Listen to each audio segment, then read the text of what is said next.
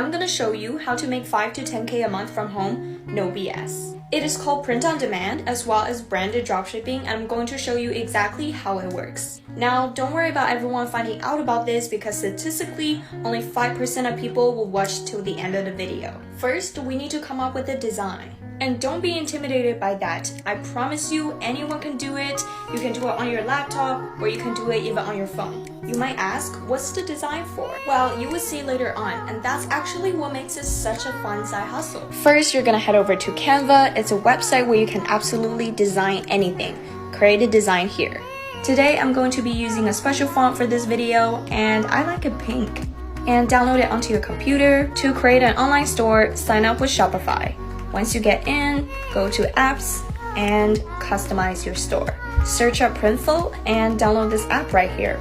Once you're in, you will see so many products for you to choose to put your design on.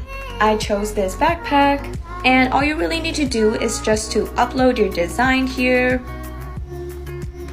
and adjust it however you like. You can even choose the background, and here you go. I decided to add one more design.